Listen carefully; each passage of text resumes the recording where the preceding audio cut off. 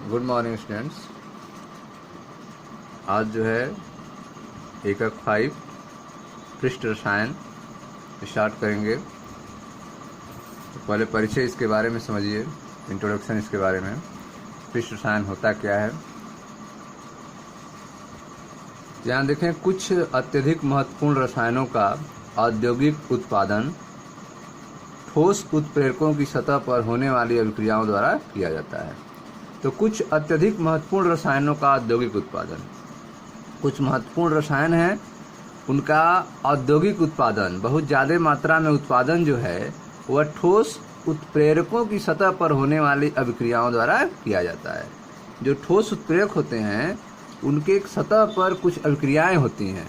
तो ठोस उत्प्रेरक पर होने वाली अभिक्रियाओं के द्वारा जो है कुछ महत्वपूर्ण रसायनों का औद्योगिक उत्पादन किया जाता है। ठीक है। तो पृष्ठ रसायन में आप देख रहे हैं कि ठोस उत्प्रेरक की सतह पर कुछ महत्वपूर्ण रासायनिक अभिक्रियाओं को कराया जाता है और उससे अत्यधिक महत्वपूर्ण रसायनों का औद्योगिक उत्पादन किया जाता है।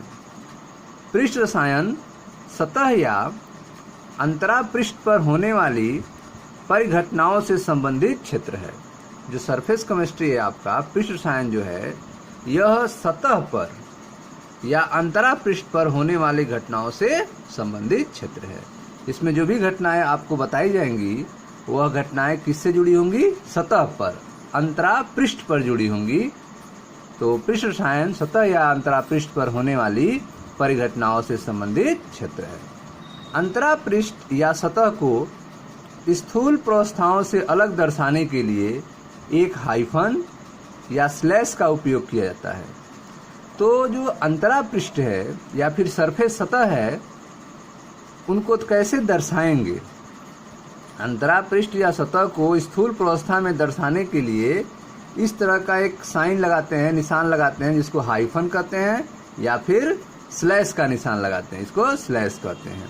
जैसे देखें उदाहरण, एक ठोस और गैस के बीच अंतरा पृष्ठ को, एक ठोस है और एक गैस है, ठीक है, तो इनके बीच में अंतरा पृष्ठ को आपको दिखाना है।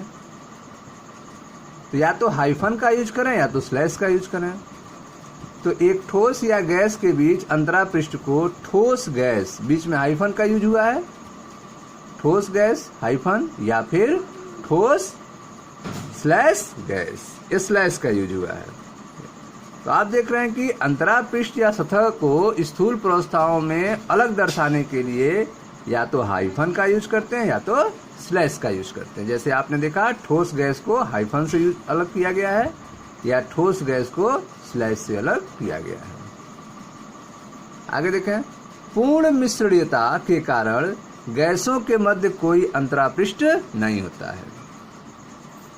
गैसों के मध्य जो है कोई अंतरा पृष्ठ नहीं होता है, कोई सरफेस नहीं होता है। गैसों में कोई सरफेस नहीं होता है। क्यों? पूर्ण मिश्रितता के कारण। गैस जो है वो कंप्लीटली रूप से मिश्रणीय होते हैं, इसीलिए उनके बीच में कोई अंतरा पृष्ठ नहीं होता है। पृष्ठ रसायन में हम जिन स्थूल प्रवस्थाओं के संपर्क में आते हैं वे शुद्ध यौगिक या विलयन हो सकते हैं। तो आप देख रहे हैं कि पृष्ठ रसायन में आप जिन स्थूल प्रवस्थाओं के संपर्क में आएंगे, जिन स्थूल प्रवस्थाओं के बारे में अध्ययन करेंगे, वह सब क्या होंगे? वह शुद्ध यौगिक या विलयन हो सकते हैं। वे शुद्ध यौगिक होंगे या फिर विलयन होंगे, गैस नहीं होंगे। क्योंकि पूर्ण मिश्रितता का गैसों के मध्य कोई अंतरा पृष्ठ नहीं होता है। जब गैसों के मध्य कोई अंतरा पृष्ठ नहीं होगा तो पृष्ठ रसायन का अध्ययन आप कैसे करेंगे? ठीक है। तो हम आते हैं ठोस और द्रव पे। तो पृष्ठ रसायन में हम जिन स्थूल प्रवस्थाओं के संपर्क में आते हैं वे शुद्ध यौगिक या विलयन हो सकते हैं।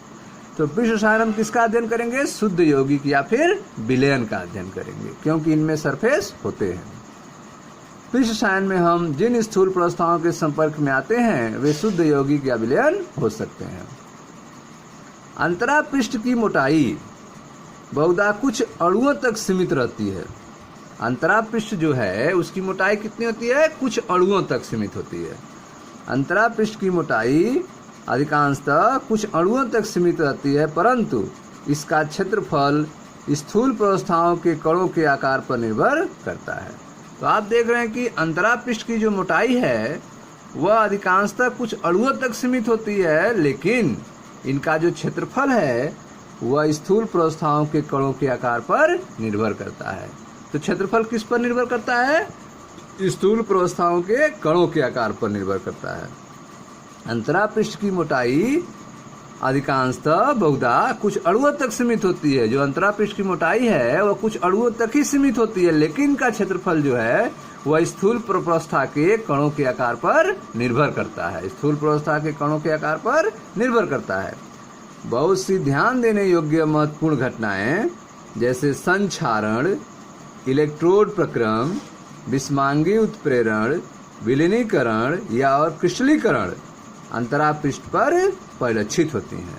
तो आप देख रहे हैं कि बहुत सारी जो घटनाएं हैं, महत्वपूर्ण घटनाएं हैं, जैसे संक्षारण के बारे में आपको बताए थे, जंग लगना, इलेक्ट्रोड प्रक्रम, ठीक है, विषमांगी उत्प्रेरण, विलीनीकरण, क्रिस्टलीकरण, यह सारी घटनाएं किससे संबंधित होती हैं? अंतरा पृष्ठ से संबंधित होती हैं, अंतरा पृष्ठ पर परिलक्षित होती हैं। यह सारी घटनाएं किस पर होती हैं? अंतरा पृष्ठ पर होती हैं। ठीक है, तो आप देख रहे हैं कि अंतरा पृष्ठ की मोटाई बहुधा कुछ अणुओं तक सीमित रहती है, परंतु इसका क्षेत्रफल स्थूल प्रावस्थाओं के कणों के आकार पर निर्भर रहता है, निर्भर करता है। बहुत ध्यान देने योग्य महत्वपूर्ण घटनाएं हैं जैसे संक्षारण हुआ, इलेक्ट्रोड प्रक्रम, विषमांगी उत्प्रेरण, विलीनीकरण, क्रिस्टलीकरण, यह सब किससे जुड़ी हुई है? यह सब अंतरा पृष्ठ पर परिलक्षित होती हैं, यह सब उससे जुड़ी हुई हैं। पृष्ठ रसायन का विषय उद्योग, विश्लेषण, कार्य एवं दैनिक जीवन की परिस्थिति में कई अनुप्रयोग पाता है। तो आप देख रहे हैं जो पृष्ठ रसायन का विषय है वह कहाँ कहाँ से जुड़ा हुआ है? पृष्ठ रसायन का विषय उद्योग, विश्लेषण कार्य एवं दैनिक जीवन की परिस्थितियों में कई अनुप्रयोग बताता है। दैनिक जीवन में भी इसका कई यूज है, पृष्ठ रसायन का उद्योगों में यूज है, विश्लेषण कार्य में यूज है, और दैनिक जीवों की परिस्थितियों में भी पृष्ठ रसायन का उपयोग होता है। अब जो है सरफेस कैसा होना चाहिए? पृष्ठ रसायन की घटनाएं होने के लिए सरफेस कैसा होना चाहिए? तो आप ध्यान दें, पृष्ठ रसायन घटनाएं होने के लिए सरफेस कैसा होना चाहिए? पृष्ठ अध्ययनों को सतर्कता पूर्वक निष्पादित करने हेतु, ठीक है, जो पृष्ठ सरफेस आप अध्ययन कर रहे हैं पृष्ठ रसायन का, वह सतर्कता पूर्वक हो सके, सही तरीके से हो सके, इसके लिए पृष्ठ का वस्तुतः स्वच्छ होना अति आवश्यक है। सरफेस का क्लीन होना अति आवश्यक है। 10/8 से 10/9 पास्कल कोट के अति उच्च निर्वात में आजकल धातुओं के अत्यधिक स्वच्छ पृष्ठ प्राप्त करना संभव है। तो पृष्ठ रसायन का अध्ययन करने के लिए धातु का सरफेस कैसा होना चाहिए? स्वच्छ होना चाहिए, साफ होना चाहिए। पृष्ठ रसायन का अध्ययन करने के लिए वस्तुतः सरफेस कैसा होना चाहिए? स्वच्छ होना चाहिए। आजकल जो है धातुओं का अत्यधिक स्वच्छ सरफेस कैसे तैयार किया जाता है? 10/8 से 10/9 पास्कल कोट के दाब पर निर्वात में तैयार किया जाता है। 10/8 से 10/9 पास्कल कोट के अति उच्च निर्वात में आजकल धातुओं के अत्यधिक स्वच्छ पृष्ठ प्राप्त करना संभव है। ठीक है, तो आजकल धातुओं के अत्यधिक स्वच्छ पृष्ठ प्राप्त कैसे कर सकते हैं? 10/8 से 10/9 पास्कल कोट के अति उच्च निर्वात में आप तैयार कर सकते हैं। ऐसे स्वच्छ सतह वाले ठोस पदार्थों को निर्वात में ही भंडारित करना चाहिए। ठीक है, ऐसे ठोस सतह वाले ठोस पदार्थों को, ऐसे स्वच्छ सतह वाले ठोस पदार्थों को कहाँ रखना चाहिए? निर्वात में ही रखना चाहिए। स्वच्छ सतह आपको कैसे मिलेगा? तो स्वच्छ सतह आपको निर्वात में मिलेगा। उस समय प्रेशर कितना होना चाहिए? 10/8 से 10/9 पास्कल की कोट का होना चाहिए। उस समय आपका स्वच्छ सतह मिलेगा। लेकिन ऐसे स्वच्छ सतह को आपको निर्वात में ही रखना होगा, क्योंकि बाहर आने पर बहुत सारी एक्टिविटी हो जाएगी, उसके ऊपर बहुत सारी क्रियाएं होंगी जिससे वह स्वच्छ नहीं रह पाएगा। 10/8 से 10/9 पास्कल कोटि के अति उच्च निर्वात में आजकल धातुओं के अत्यधिक स्वच्छ पृष्ठ प्राप्त करना संभव है। ऐसे स्वच्छ सतह वाले ठोस पदार्थों को निर्वात में ही भंडारित करना चाहिए, निर्वात में ही रखना चाहिए। नहीं रखेंगे निर्वात में तो क्या होगा? नहीं, अगर आप निर्वात में रखेंगे तो उसका पृष्ठ वायु के प्रमुख अवयव अर्थात नाइट्रोजन, डाई नाइट्रोजन और डाई ऑक्सीजन के अणुओं से आच्छादित हो जाएगा। अगर आप उसको निर्वात में नहीं रखेंगे तो उसका जो पृष्ठ है उस पर वायुमंडल से N2 और O2 जो है उसको घेर लेंगे, उस पर ढक जाएंगे, उस पर आके चिपक जाएंगे।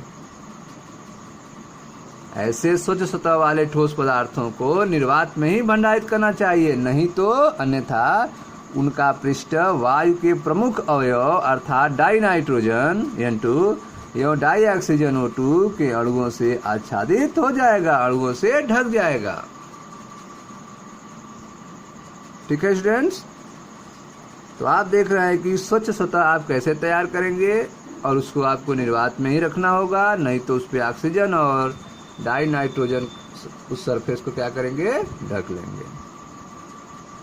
ठीक है, इस एकक में आप कोलाइड, इमल्सन तथा जेल सहित पृष्ठ रसायन की कुछ महत्वपूर्ण विशेषताओं जैसे अधिशोषण, उत्प्रेरण, कोलाइडों के बारे में पढ़ेंगे।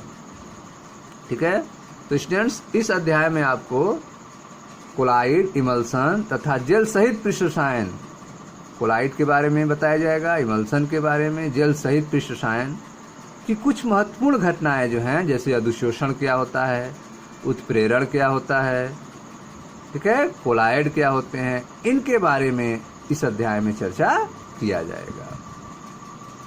ठीक है स्टूडेंट्स, तो यह था आपका एकक 5 के पृष्ठ रसायन का परिचय। अब मिलते हैं अगले वीडियो में, इस अध्याय का पहला टॉपिक शुरू करेंगे अधिशोषण के बारे में। ओके स्टूडेंट्स, तब तक आप इसको रिवाइज कर लीजिए। Thank you. वीडियो को लाइक कीजिए, शेयर कीजिए और अपने दोस्तों को भी बताइए, सब्सक्राइब कीजिए।